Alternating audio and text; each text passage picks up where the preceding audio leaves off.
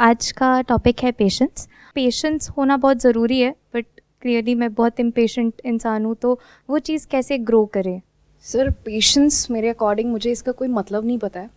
Google कुछ कहता है, लोग कुछ कहते हैं, बट जब मैंने खुद में देखा है, जैसे मैं अपना दिन स्टडी से स्टार्ट कर रही हूँ फॉर एग्जांपल, तो सर मेरे अंदर एक बहुत एंग्जाइटी, एक रश रहता है।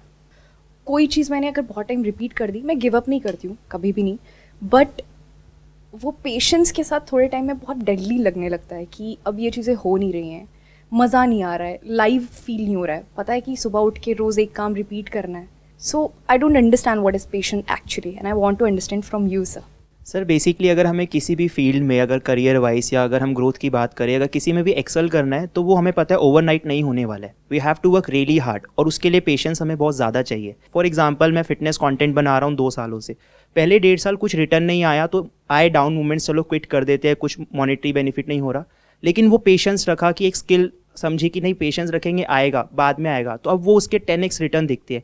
लेकिन कभी कभी अभी भी फेजेस आते हैं कि जब आपका बड़ा गोल है, आप देख रहे हो फाइनेंशियल फ्रीडम, तो कितना वो पेशेंस रखे जब देख रहे होते हैं आसपास की हो नहीं रही चीज़ें जिस हिसाब से होनी चाहिए, लेकिन पता है बैक ऑफ द माइंड कि 5 साल बाद ये चीज़ एक्सप्लोड करेगी और अच्छा होगा, लेकिन उस टाइम को सस्टेन कैसे करे, वहाँ पे पेशेंस कैसे रखे? हाउ डू यू नो कि जो आपको लगता है कि 5 साल बाद ऐसा कुछ हो जाएगा मार्केट में, वो सच है या झूठ है? आपको लगता ही तो है, based upon your thinking, your understanding, which is very very limited. Thinking by it's very nature is limited. आपने कुछ थोड़ा बहुत कहीं पे देख लिया है और उसके बेस पे एक डिसीजन ले रहे हो, तो पहले तो अपनी उस नॉलेज को, इंफॉर्मेशन को और पक्का करते चले जाओ।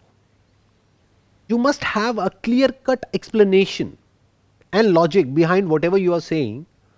तब हम कह सकते हैं कि अब आपका कन्विक्शन एक्चुअल में स्ट्रांग है। इनफैक्ट कॉन्फिडेंस और कन्विक्शन आता कहां से है, कभी सोचा है? जैसे किसी भी फील्ड से रिलेटेड कोई इंसान होता है, उसमें बहुत कॉन्फिडेंस होता है, किसी में कम होता है। Knowledge and experience and data and information backed by research, backed by what is actually going on in the market, not कि जैसा हमको लगता है। दोनों में बड़ा फर्क है। हम उसके बेस पे कि जैसा हमको लगता है कुछ भी प्लान बना लेते हैं, उस प्लान पे टिके रहते हैं, अपने प्लान को चेंज नहीं करते हैं और कहते हैं कि हमारे अंदर पेशेंस है। फिर 5 साल बाद कुछ नहीं होता है, अब फिर हम ना यहां के रहते हैं ना वहां के रहते हैं। 90% से ज्यादा बिजनेसेस फेल हो जाते हैं 5 साल के अंदर अंदर। तो 90% प्रोबेबिलिटी क्या है कि आपका बिजनेस फेल हो जाएगा। तो बैकअप प्लान क्या है? This is part of patience.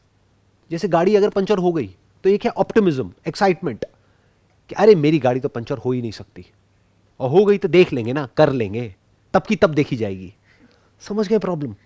एक है आप जाने से पहले ही एक बैकअप प्लान बना रहे हो, यानी स्टेपनी है, उसमें भी हवा चेक करी और चल पड़े, पेशेंस आ गया आपके अंदर। नहीं तो जितना एक्साइटेड होगे उतना ही डिप्रेस भी हो जाओगे जब गाड़ी पंचर होगी। फिर गाड़ी पे जाकर के लाते मारोगे क्योंकि ये क्या हो गया, ये मैं कहां फंस गया आकर के, यहां तो दूर दूर तक कहीं कोई नहीं है। समझ गए गड़बड़? मैंने ऐसे ऐसे लोगों को देखा है जिन्होंने अपना कितना टाइम, कितना पैसा एक आइडिया के पीछे लगा दिया और उनके ऊपर डेट आ गया है, यानी पैसा उठा लिया यहां वहां से, अब ना वो यहां के रहे ना वहां के रहे। तो अब यहां पे जो बात समझने वाली है ना, वो ये है कि पेशेंस के नाम पे कहीं हम कोई गड़बड़ तो नहीं कर रहे। ये कैसे पता लगेगा? Number 1, you must always have a backup plan. Plus जब आप प्लान ए पे काम कर रहे हो तो वो काम नहीं कर रहा है, वो आपको समझ आ गया 1-2 महीने में, बिल्कुल भी नहीं कर रहा है, तो अब कैसे पिवट किया जाए, क्या कुछ अलग किया जाए, कैसे किया जाए? That you need to keep on innovating, keep on changing. Rigid नहीं होना होता है वहां पर। अब इसी फंडे को हम लगाते हैं, कोई एंट्रेंस आप क्रैक करना चाहते हो, एक बार ट्राई किया, थोड़ा आसपास पहुंच गए और वो नहीं हुआ, चलो समझ आता है, अगली बार ट्राई किया, मेक सेंस। दूसरी बार फिर थोड़ा और पास पहुंच गए कट ऑफ के, नहीं हुआ, कोई बात नहीं, तीसरी बार में हो जाएगा, स्ट्रॉन्ग पॉसिबिलिटी है। बट पहली बार आपने अटेम्प्ट किया, बहुत दूर हो, दूसरी बार और दूर हो, लेकिन कॉन्फिडेंस पहले से भी ज्यादा बढ़ गया। अब ये कॉन्फिडेंस का सोर्स क्या है? ये कॉन्फिडेंस आ कहां से रहा है? ये आ रहा है कि ये दुनिया मेरे को उल्टा बोल रही है ना, अब दिखाऊंगी मैं इस दुनिया को कि मैं क्या हूं। पर अगर ऐसा कोई सोचता हो कि दुनिया को दिखाने के लिए नहीं, कि वो खुद के अंदर कुछ चाहत हो, लाइक जो आप कहते हो पर्पस ऑफ लाइफ हो, वो समझ लिया हो या समझने के लिए दूर तक हो पर हो, इसमें हमें कोई भी कॉन्सेप्ट को घुसाने की जरूरत नहीं है, ना पर्पस ऑफ लाइफ को, ना चाहतों का कोई रोल है। आप चाहते हो उसको क्रैक करना, लेकिन कैपेबिलिटी है नहीं, एक बेसिक नेचर भी तो होता है हर एक का, एक बॉडी माइंड का स्ट्रक्चर भी तो होता है। जैसे मेरे जैसे कुछ निकम्मे लोग होते हैं, वो पढ़ने के लिए बने ही नहीं है, तो अब क्या करें? अब अगर मैं चाहता हूं कि मैं ये कर लूं लेकिन पढ़ाई में मेरा मन लगता नहीं है, तो क्लैश आ गया ना। तो पहले आपको अपने बेसिक नेचर को समझना पड़ेगा, बॉडी माइंड का जो स्ट्रक्चर है, एक्चुअल में देखना पड़ेगा कि रिजल्ट से आप कितना दूर हो, एक्चुअल में समझना पड़ेगा कि उस रिजल्ट को अचीव करने के लिए क्या करना है, क्या सैक्रिफाइसेस देने हैं, कितना पेन सहना है, क्या उस पेन को सहने के लिए तैयार हो, या फिर थियोरेटिकली तो तैयार हो कि हाँ मैं सह लूंगी उस पेन को, लेकिन जब सहने की बारी आती है तब हम प्रोक्रेस्टिनेट कर देते हैं, आज नहीं सहूंगी कल सहूंगी, और वो कल कभी आता ही नहीं है। यानी आज नहीं पढ़ूंगी 8 घंटे, कल पढ़ूंगी, और वो कल कभी आता ही नहीं है। वो कल आता है एग्जाम से 1 हफ्ता पहले। ऐसे तो नहीं होने वाला। तो सच बोलो अपने आप से कि मेरे से नहीं होगा और छोड़ो, कुछ और करो। What is your backup plan अगर वो नहीं हुआ तो वही अभी तक यही समझ आ रहा है सर कि अगर पेशेंस रखना है तो बेसिकली जो मेरा गोल है उसको छोटा छोटा में डिवाइड करना है और देखना है कि क्या ये छोटी चीज़ अचीव हो पा रही है। अगर ठीक है तो फिर आगे बढ़ते हैं, नहीं तो प्लान बी पे चलते हैं। परफेक्ट, बिल्कुल सही पकड़ा आपने कि मतलब अगर आप एक स्टार्टअप पे काम कर रहे हो तो आपको दिमाग ये नहीं लगाना है कि इस स्टार्टअप में मेरा ये प्रोडक्ट है, मेरा ये सर्विस है, मानो ये 1000 प्रोडक्ट कैसे बिकेंगे या 10,000 कैसे बिकेंगे या 1 लाख कैसे बिकेंगे, या वो मेरा कॉम्पिटिटर है उसके तो 10 लाख प्रोडक्ट बिक गए, मेरे 1 लाख कैसे बिकेंगे। ये नहीं सोचना है, ये सोचना है एक कैसे बिकेगा। 1 बिक गया तो 2 भी बिक जाएंगे, और 3 बिक गए जिस दिन, उस दिन समझ जाओ now you are in for something big, क्योंकि 1 तुक्का हो सकता है, 2 भी कह सकते हैं कि हाँ कोइंसिडेंस हो गया, 3 कोइंसिडेंस नहीं हो सकता। सर मेरा ये है, जैसे आप कोई भी बात कहते हो, एक एक बात सर, जैसे मैंने सर की वीडियो देखी, हर कोई कहता है मैंने देखी, मैं समझ के उन लाइफ को, नहीं सर मैं कैसे वो जो आप कह रहे हैं ना, वो कैसे मेरा माइंडसेट बने। तो आप आराम से सुनने की और समझने की कोशिश करो मैं अभी क्या कह रहा हूं, क्योंकि अगर मेरी एक बात समझ गए तो सारी समझ जाओगे, अगर एक नहीं समझे तो कोई नहीं समझ पाओगे। वही आ गया ना, जैसे 1 प्रोडक्ट बिक गया तो 100 भी बिक जाएंगे। ठीक है, तो अब इस बात को आराम से समझो, जो बात मैं कह रहा हूं कि जो भी आपका बड़ा गोल है जिसको आप अचीव करना चाहते हो, उसको ब्रेक डाउन कर दो स्मॉलेस्ट पॉसिबल गोल में। जब तक वो गोल अचीव नहीं होता है तब तक आपको इम्पेशेंस चाहिए, ताकि आप फटाफट हसल करो, चेंजेस लाओ, अलग अलग चीजें ट्राई करो, कभी ये किया कभी वो किया कभी वो किया। You must be impatient, hop करो फटाफट। ये नहीं हो रहा तो वो करके देखो, वो नहीं हो रहा तो वो करके देखो, इसको अलग तरीके से करके देखो, फिर ये देखो फिर वो देखो। बट जहां थोड़ा सा भी कुछ हुआ, अब आपको पता है थोड़ा हो गया ना, अब कुछ बड़ा भी हो सकता है। सो सर यही चीज़, मतलब वो कन्विक्शन आया, अगर मैं एक पर्सनल एक्सपीरियंस की बात करूँ, कन्विक्शन आया like after working with people कि पता है कि होगा, ऐसा नहीं कि जस्ट बेस्ड ऑन एक्साइटमेंट 3 या 300 के साथ हवा में नहीं है, ठीक है। 300 लोगों के साथ आई हैव वर्क ऑलरेडी। और 300 लोगों ने कितने कितने रुपए दिए हैं sir on an average you can say 6 to 7,000। On an average आपने 1 से 6,000 रुपए लिया, तो टोटल आपका हो गया 300 इंटू 6,000 18 लाख रुपए का यस सर, काम आप कर चुके हो। बट ये किसी मतलब प्लेटफॉर्म के साथ है। हाँ आई अंडरस्टैंड, मार्केट प्लेस के थ्रू या हाँ, प्लेटफॉर्म, लेकिन वो आ रहे हैं सिर्फ मेरी कैपेबिलिटी को देके, क्योंकि 1 to 1 मैं उनको कोचिंग दे रहा हूँ, राइट। अब ये पता आया, ये कन्विक्शन आया बेसिकली कि ठीक है 300 आया है तो ये 3,000 भी जाएगा आने वाले टाइम में, ये 3 लाख भी जाएगा, और जो बड़ा विजन है वो होगा, क्योंकि वो 300 से कन्विक्शन इतना अच्छा मिला है, तभी वो स्विच भी करा करियर दूसरी फील्ड से इसमें, और बैकअप अभी भी रखा हुआ है, जो आपने बताया कि कभी कुछ नहीं होता, आई हैव अ बैकअप। ये बैकअप तब तक चाहिए था जब तक 300 नहीं हुए थे। अब 300 हो गए ना, अब कोई बैकअप नहीं चाहिए, क्योंकि ये बैकअप आपको तंग करेगा, बार बार दिमाग वहां पर लेकर के जाएगा। वही देखना ना, जैसी सिचुएशन बदलती है सब कुछ बदल जाता है, क्योंकि अब आप ऑलरेडी 18 लाख का बिजनेस कर चुके हो ना, चाहे किसी प्लेटफॉर्म के थ्रू किया, चाहे यहां से किया वहां से किया, और प्लेटफॉर्म एक थोड़े ही है, दुनिया में हजारों है। अगर इंडिया में एक प्लेटफॉर्म है तो वर्ल्ड में और बहुत सारे प्लेटफॉर्म्स है। Now you don't need a backup plan, क्योंकि किक स्टार्ट मिल चुका है। 2 4 5 10 20 50 तक भी होता तो मैं कहता चलो बैकअप प्लान रखो। अब किसी बैकअप प्लान की जरूरत नहीं है, अब तो अपना सब कुछ लगा देना है उसके अंदर। अब ऐसा है कि आपने कहीं कुआं खोदना शुरू किया और पानी निकलना शुरू हो गया है, अब बैकअप का क्या करोगे? अब तो कंफर्म्ड हो गया ना कि यहां पे पानी है, अब तो उसको खोदते रहना है ताकि और पानी निकले। उसी में अपनी पूरी अब जान लगा दो, उस किसी के बारे में उसके अंदर इतना डेप्थ में चले जाओ, इतना उसको हर एंगल से देख लो कि अब इसकी क्या क्या पॉसिबिलिटीज है, कि ये जो आपने किया एक तरीके से किया, एक प्लेटफॉर्म के थ्रू किया, और किस किस तरह से कर सकते हो, कैसे कैसे कर सकते हो। अब 300 से 3,000 पे कैसे जाना है, that's what you need to think. और जो लोग गए हैं उनकी बुक्स पढ़ो, उनकी वीडियोस देखो, ध्यान से देखो वो ऐसा क्या कर रहे हैं जो आप नहीं कर रहे हो सकता है प्रोडक्ट में फर्क ना हो, पैकेजिंग में फर्क हो, क्योंकि आप बेसिकली फिटनेस की फील्ड में हो तो आप खुद एक प्रोडक्ट हो, तो अब आपको देखना है कि उसमें जो लोग टॉप पे बैठे हैं वो अपने आप को कैसे मार्केट करते हैं। तो हो सकता है आपको एकदम से नजर आए कि अरे उनका way of dressing, way of presentation, way of talking बिल्कुल अलग है मुझसे, तो अब उस गियर में जाना है। अभी आप पहले गियर में गाड़ी चला रहे हो, अब ये सेकंड गियर है, फिर एक थर्ड गियर नजर आएगा इंटरनेशनली कहीं पर, यूएस में, यूके में, यूरोप में, कहीं पर भी, फिर एक फोर्थ गियर नजर आएगा, फिर फिफ्थ गियर नजर आएगा, और ये आगे बढ़ता ही रहेगा। अपर लिमिट कोई नहीं है। तो सर यहाँ पे तो पेशेंस का रोल नहीं है, यहाँ पे तो जो चीज़ें आ रही है उस पर वर्क करते रहो, और पता है कि ठीक है चल रहे हैं आगे करते रहो, बस इंप्रूव नहीं, करते रहो। अब यहाँ पे एक्चुअल में पेशेंस का रोल है, ध्यान से समझना। जब तक सक्सेस नहीं मिली है तब तक आपको इम्पेशेंट होना है। एक बार सक्सेस मिल गई है अब पेशेंस चाहिए, क्योंकि अब 1-2 दिन में नहीं होगा ये काम। 300 का 3000 या 300 का 3 लाख 1-2 दिन में नहीं होगा। अब आपको पेशेंस चाहिए, अब स्ट्रैटेजी बनानी होगी, क्योंकि अब आपको एक लॉन्ग टर्म विजन चाहिए अगले 5 साल की, 10 साल की, कि क्या होगा। तो सर कहीं ना कहीं वहाँ पे हमें ट्रेड ऑफ भी देखने पड़ेंगे। अगर वो लॉन्ग टर्म हम देख रहे हैं तो कुछ चीज़ें छोड़नी भी पड़ेगी, जो सेक्रीफाइसेस की आपने बात बिल्कुल छोड़नी पड़ेगी, और छोड़ना ही चाहिए। इसीलिए मैंने कहा ना, अब बैकअप प्लान की जरूरत नहीं है। बैकअप प्लान की जरूरत तब तक होती है जब तक कि आप हवा में हो। जब पैर जमीन पर है तो बैकअप प्लान की कोई जरूरत नहीं है। जैसे सर्कस में होता है कि अगर नीचे गिरे तो नेट है, तो नेट क्या है? बैकअप प्लान है। क्यों है? क्योंकि आप हवा में लटक रहे हो। तो जब तक हवा में हो बैकअप प्लान चाहिए, क्योंकि गिरे तो मर जाओगे। अब जब जमीन पे हो और गिर गए, उसके लिए क्या बैकअप प्लान है? पैदल चल रहे हो, उसके लिए क्या बैकअप प्लान है? सर इसमें डेली बेसिस पे कैसे रोल प्ले होता है पेशेंस का? डेली बेसिस इंपॉर्टेंट नहीं है। आपको पहले ये देखना पड़ेगा कि पास्ट आपको क्या कह रहा है, डेटा क्या बोल रहा है। आप क्या बोल रहे हो, नॉट इंपॉर्टेंट। घर वाले क्या बोल रहे हैं, नॉट इंपॉर्टेंट। फ्रेंड्स, रिलेटिव्स, दुनिया क्या बोल रही है, नॉट इंपॉर्टेंट। डेटा क्या बोल रहा है। फॉर एग्जाम्पल, आप एक एंट्रेंस को क्रैक करना चाहते हो, तो आपने पिछली बार जो अटेम्प्ट दिया उसमें आप कितना पास पहुंचे, तो डेटा क्या कह रहा है। आप चाहते हो उसको क्रैक करना, लेकिन एक्चुअल में आपने पढ़ाई करी है 1-2 घंटा, वो भी एग्जाम से 2 महीना पहले, तो डेटा कुछ और कह रहा है।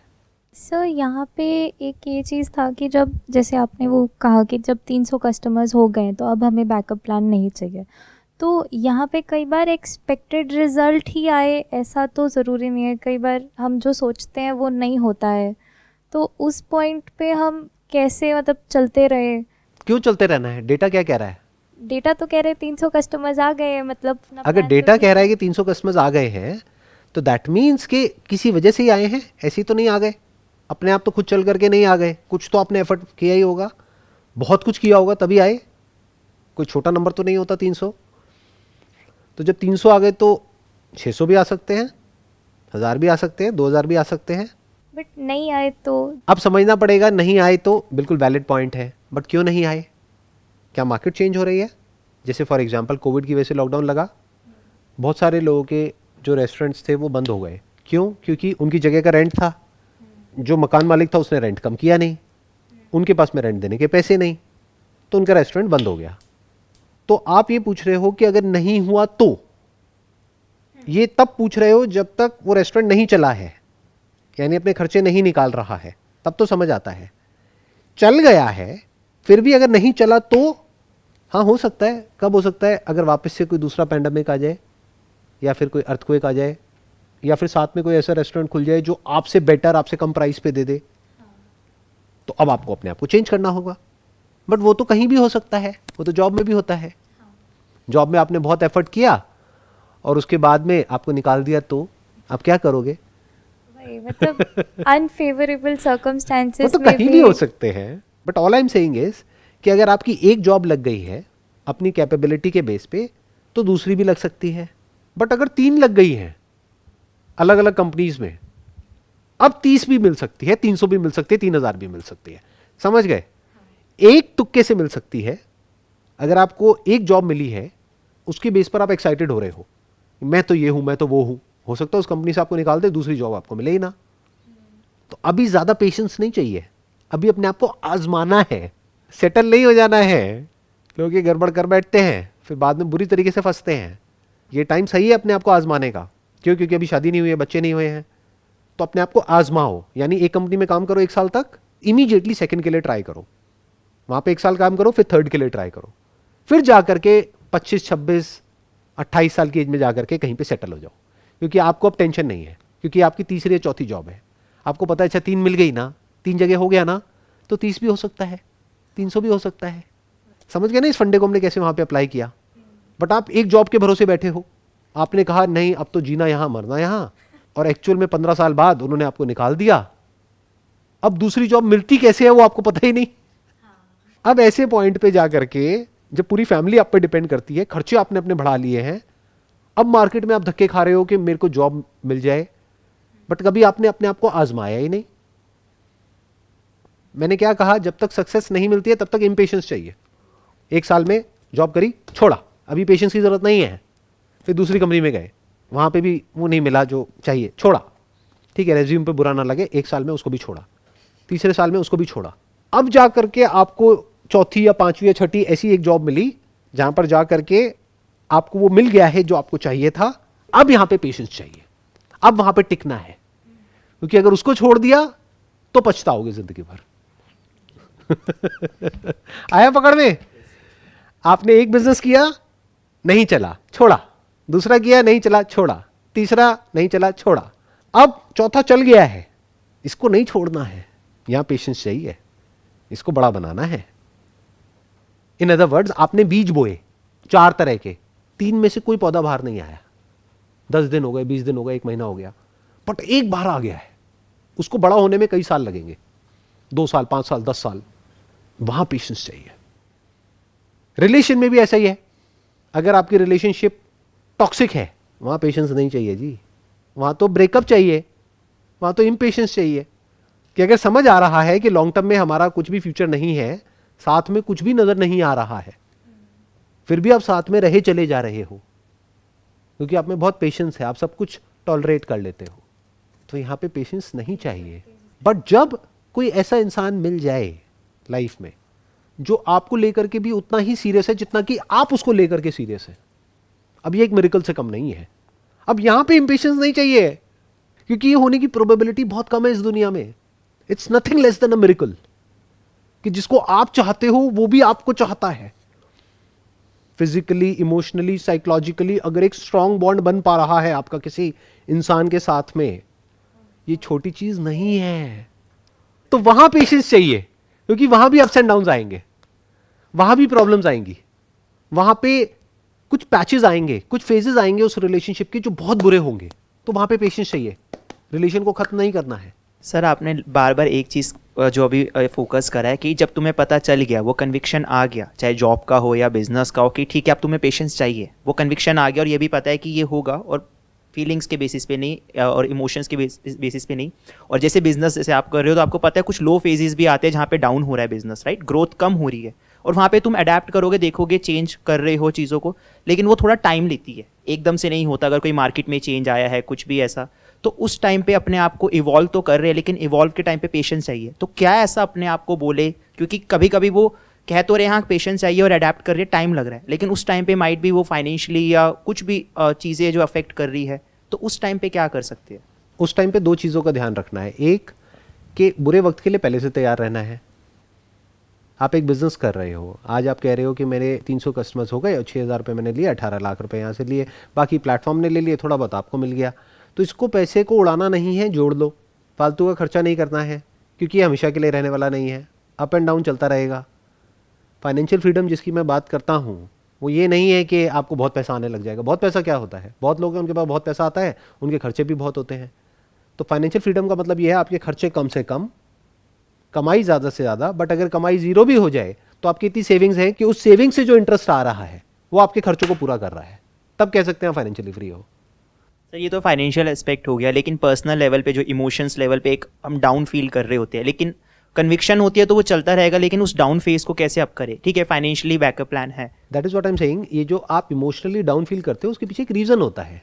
रीज़न क्या होता है? या तो आपके अंदर जो ग्रीड है उसकी वजह से आप डाउन फील कर रहे हो कि लाख रुपए महीने का आ रहा था, माना बंद हो गया, तो लालच का तो कोई अंत है ही नहीं। वो तो अगर आप 20 लाख रुपए महीने का भी कमाने लग जाओगे, 1 करोड़ रुपए महीने का भी कमाने लग जाओगे, जब किसी महीने में 1 करोड़ की बजाय 80 लाख आएगा तो आप रोने लग जाओगे। ऐसे बहुत लोगों को देखता हूं मैं अपने आसपास में, जब देखो रोते ही रहते हैं। उनको बोलो क्या दिक्कत है तुम्हें, महीने का 5-10 लाख रुपए कमा तो रहे हो, फिर भी रो रहे हो। नहीं वो पिछले महीने ना मेरी इतनी सेल हुई थी, इस महीने इतनी हो गई। तो तेरे को कोई दिक्कत हो रही है किसी तरह की? बच्चों की फीस देने में दिक्कत है, घर खर्च की दिक्कत है, कोई दिक्कत है? नहीं, कोई दिक्कत नहीं है, फिर रो क्यों रहा है? तो पहले तो ग्रीड को इन चेक रखो. Your life must not be driven by greed. If it is driven by greed, it is driven by emotions. और अगर वो इमोशन से ड्रिवन है आपकी लाइफ, तो अप्स एंड डाउन चलेंगे. तो पेशेंस की बातें होंगी, बट पेशेंस कहीं नहीं है. 1 मिनट में एक्साइटेड हो जाओगे, 1 मिनट में डिप्रेस हो जाओगे.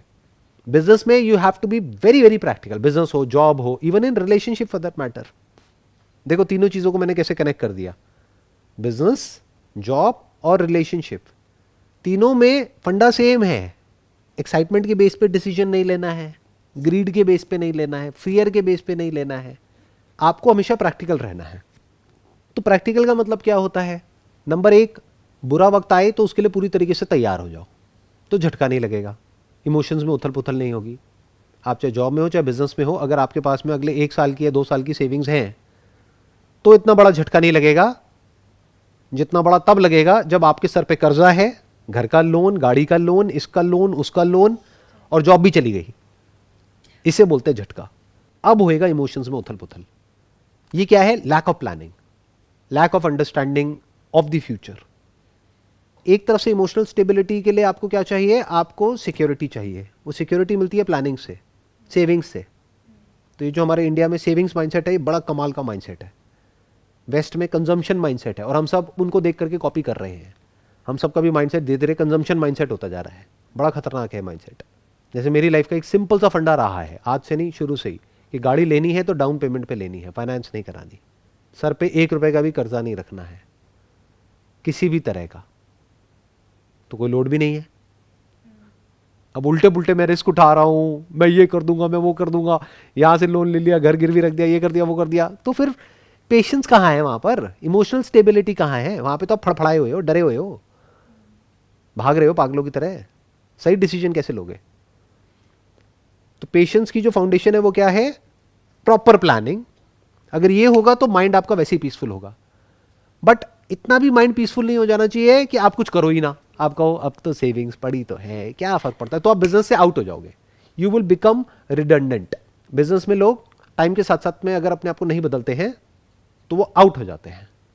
तो एक तरफ से आपके अंदर एक अर्ज है अपने आप को अपडेट करते रहने की. जो आप काम कर रहे हो उसको अपडेट करते रहने की, उसको सीखते रहने की, उसमें आगे बढ़ते रहने की, उसमें ग्रो करते रहने की. But that is not driven by greed, that is driven by the passion of growing. यहां से एनर्जी जनरेट करो. आपको मजा आना चाहिए ग्रो करने में, गलतियां करने में, उससे सीखने में, फिर कुछ नया इंप्लीमेंट करने में, अपने आप को बेटर बनाने में. यहां से एनर्जी मिलनी चाहिए. यहां से नहीं कि मेरे पास इतना पैसा आ रहा है, उतना आ रहा है. उससे क्या फर्क पड़ता है? कभी कम आ जाएगा, कभी ज्यादा आ जाएगा, कभी आ जाएगा, कभी चला जाएगा. अब इस काम में मेरे को पैसा मिल रहा है या मेरा पैसा जा रहा है? अभी ये जो काम चल रहा है जा रहा है सर. लेकिन पैशन के लेवल पे कोई कमी नजर आ रही है मेरे अंदर? तो पैसा जा रहा है तो मैं खुश क्यों हो रहा हूं, मैं हंस क्यों रहा हूं? क्योंकि सर पर्सनल लेवल पे वो अफेक्ट नहीं कर रहा. आपने इतना कर रखी है, प्लानिंग कर रखी है वो सारी चीज़ें कि ठीक है अगर यहाँ पे जा रहा है, वो जा रहा है इसलिए क्योंकि वो मुझे एक हैप्पीनेस दे रहा है, फीलिंग दे रहा है. और ऐसा नहीं है आपका जा रहा है पैसा, वो हमें लग रहा है जा रहा है. आपके हिसाब से वो प्लानिंग है, इसके लिए भी आपने अपना प्लान कर रखा है कि इतना मेरा यहाँ पे एलोकेट होगा और this is something I like to do. तो इस हिसाब से अगर मान लो अभी आपका बिजनेस में उतना पैसा हो ही ना, इसकी प्लानिंग के लिए ना हो, तो आप जितना मर्जी पैशनेट हो तब भी नहीं कर पाओगे. एग्जैक्टली. वन इज प्लानिंग, कि ये जो मैंने प्लानिंग कर रखी है उसकी वजह से मैं पीसफुली ये सेशन कर पा रहा हूं. अगर मैंने कोई फाइनेंशियल प्लानिंग नहीं करी होती लाइफ में तो ये मैं करने का सोच भी नहीं सकता. करना तो बहुत दूर की बात है. ये जगह मेरी अपनी नहीं है, रेंट पे है. तो आप समझ पा रहे हो ना. और हर चीज़ के पैसे लगते हैं, जो भी कुछ हो रहा है यहाँ पे. तो उस सब की प्लानिंग कर रखी है. जैसे एक इंसान एक प्लानिंग करता है कि मैंने इतना पैसा कमाया तो इसमें से 10% भगवान के नाम पे. ऐसी मैंने अपनी एक प्लानिंग कर रखी है. इतना पैसा यहां पर, यहां से क्या आएगा? कुछ नहीं आएगा. क्या मिलेगा? सेल्फ ग्रोथ मिलेगी, कुछ सीखने को मिलेगा. कहते हैं to teach is to learn twice.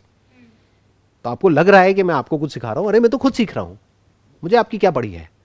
सीखना है नहीं सीखना वो तो आपके हाथ में है ना. कितना सीखना है कितना नहीं सीखना वो आपके हाथ में है. That is not my department. मुझे क्या मिल रहा है वो मुझे तो वो देखना है. जब मैं सेशन में आया था तो मुझे थोड़ी पता था कि आप ऐसा कोई टॉपिक लेकर के आओगे. तो वो टॉपिक आया, उससे रिलेटेड क्या आने वाला है अंदर से वो मुझे खुद ही नहीं पता था. लेकिन देखो कितना कुछ आया. अब ये सब आपको दुनिया की किसी बुक में नहीं मिलेगा. मतलब ये सब क्या है? ओरिजिनल है, कोई थ्योरेटिकल नहीं है कि कहीं से पढ़ लिया याद करके कुछ स्पीच दे रहा हूं. सब कुछ स्पॉन्टेनियस है. तो इसका मतलब मैं ग्रो कर रहा हूं ना. ये मेरी लाइफ के लिए इंपॉर्टेंट है। पैसा आया गया, प्रॉफिट लॉस, अरे ये तो चिंदी लोगों की बातें हैं। Maybe a passion of living you have. Passion to live. And what is life? Life is all about exploring possibilities of yourself. कि देखता हूं मैं कहां तक जा सकता हूं। इसीलिए आप देखोगे मेरे सेशंस में, मेरे चैनल पर आपको कोई पैटर्न नजर नहीं आएगा। जैसे कुछ लोग हैं यूट्यूब पे, उनके चैनल पे एक पैटर्न नजर आएगा, जो 10 साल पहले कर रहे थे आज भी वही कर रहे हैं, वैसे ही कर रहे हैं, सब कुछ सेम है। क्योंकि जैसे ही कुछ अलग करते हैं लोग गालियां निकालते हैं, लोग कहते हैं नहीं नहीं नहीं नहीं, हमें ये नहीं चाहिए, हमें तो वही चाहिए। तो वो लोग इन लोगों के गुलाम है, ऑडियंस के गुलाम है। मैं किसी के बाप का गुलाम नहीं हूं। मेरे को आप देखोगे जो अंदर से आता चला जाता है वो करता चला जाता हूं। जैसे जैसे आता चला जाता है कि नहीं अब इसमें हो गया, छोड़ दिया। जैसे पहले एक लाइफ चेंजिंग सेमिनार करता था, छोटे से वहां से शुरू किया, फिर एक ऑडिटोरियम में किया, वो जगह कम पड़ने लग गई। फिर मैंने कहा यार अब ये बहुत हो गया, उसमें सेम कंटेंट होता था तो मैं बोर हो गया था।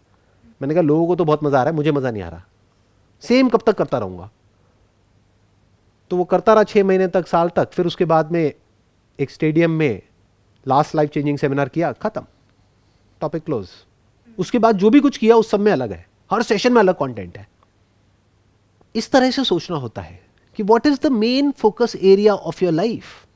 अगर मेरे लिए मेन फोकस एरिया होता ऑडियंस, तो ऑडियंस तो मुझे मिल रही थी लाइफ चेंजिंग सेमिनार से। आज भी लोग बोलते हैं सर वही करो, उसमें मजा आएगा। कहाँ यहाँ 2-3 लोगों के साथ बैठ करके बातें कर रहे हो, इसमें हमें मजा नहीं आ रहा। अरे मजा नहीं आ रहा तो भाड़ में जाओ ना, कौन कह रहा है तुम्हें देखने के लिए। अनसब्सक्राइब करो, पता है ना एक बटन होता है नीचे अनसब्सक्राइब का, वो करो और जाओ, सीधी बात। बट मुझे तो मजा आ रहा है, तो मैंने किसी का ठेका लिया हुआ है। समझ गए पॉइंट? क्यों हो पा रहा है ये सब कुछ? क्यों? क्योंकि फंडे क्लियर है लाइफ के। नंबर 1 प्लानिंग स्ट्रांग है। नंबर 2 फ्यूचर को देखना कि फ्यूचर में क्या जरूरत है, कि ये सब जो अभी हो रहा है फ्यूचर में इसकी लोगों को क्या जरूरत है।